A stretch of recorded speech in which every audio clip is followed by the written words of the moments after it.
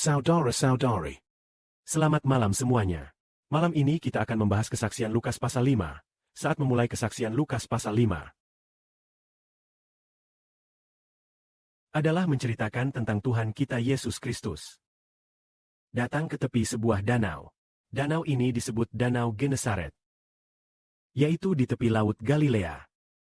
Saat itu orang banyak berdesak-desakan mengerumuni dia. Pada waktu itu, dia melihat dua perahu bersandar di tepi danau. Dua perahu di tepi danau, nelayannya telah meninggalkan perahu untuk membasuh jala. Nah, kedua perahu ini, salah satunya adalah perahu Simon. Yang satunya lagi mungkin perahu Yohanes dan Yakobus. Pada saat ini, Tuhan berkata kepada Simon begini, Bertolaklah ke tempat yang dalam. dan tebarkanlah jalamu untuk menangkap ikan. Lalu, Simon berkata, Guru, telah sepanjang malam kami bekerja keras. Dan tidak menangkap apa-apa. tetapi karena engkau yang mengatakannya, aku akan menebarkan jala. Demikianlah. Petrus dan mereka pun mendayung perahu ke tempat yang dalam. Lalu menebarkan jala dan menangkap banyak sekali ikan. Jalanya hampir. Jala itu hampir karena ikannya terlalu banyak.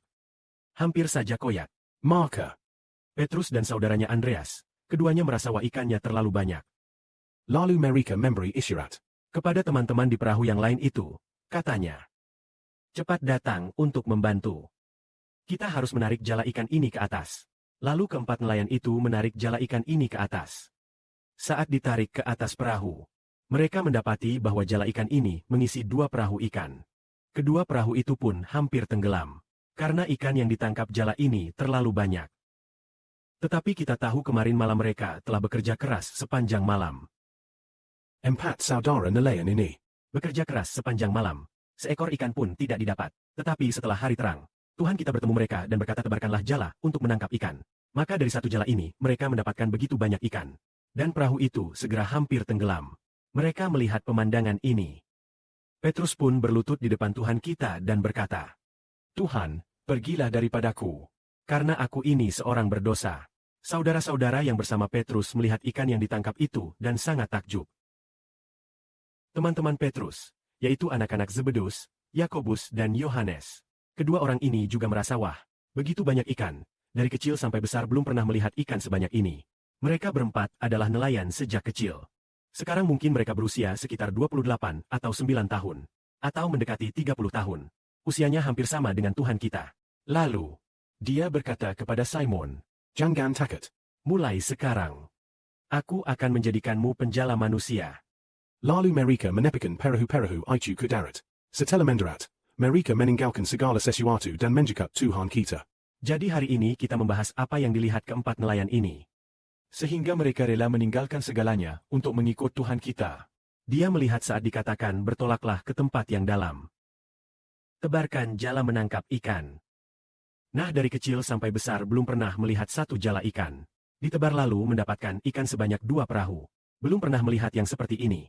Dari kecil sampai besar menjadi nelayan bertahun-tahun. Mungkin mereka mulai menjadi nelayan sejak kecil. Sekarang mungkin mereka berusia sekitar 27 atau 8 tahun. Belum pernah melihat ikan sebanyak itu. Maka keempat nelayan ini memutuskan meninggalkan segalanya mendekat Tuhan. Lalu mereka menepikan perahu ke darat. Semuanya, keempat nelayan itu meninggalkan segalanya mengikut Tuhan kita. Jadi saat kita melihat kejadian ini, apakah kita juga harus meneladaninya? Keempat nelayan ini melihat pribadi yang membuat mereka mendapatkan begitu banyak ikan. Yaitu Tuhan yang sangat kita kasihi. Apakah kita mau meninggalkan segalanya untuk mendekat? Mengikut Tuhan yang sangat kita kasihi. Jadi kita katakan Tuhan kita berfirman tebarkan jala dan dapatkan begitu banyak ikan. Ketika saudara Shibo berkata, Bapa memberi kita kasih karunia pujian. Bapa berkata, Kalian harus memujiku. Aku telah memberikan kasih karunia pujian kepada kalian. Maka sejak tanggal 16 September tahun lalu, mulai menciptakan lagu. Sekarang mungkin ada 100.000 lagu. Dalam waktu sesingkat ini mendapatkan begitu banyak lagu. Dan jumlah orangnya begitu sedikit.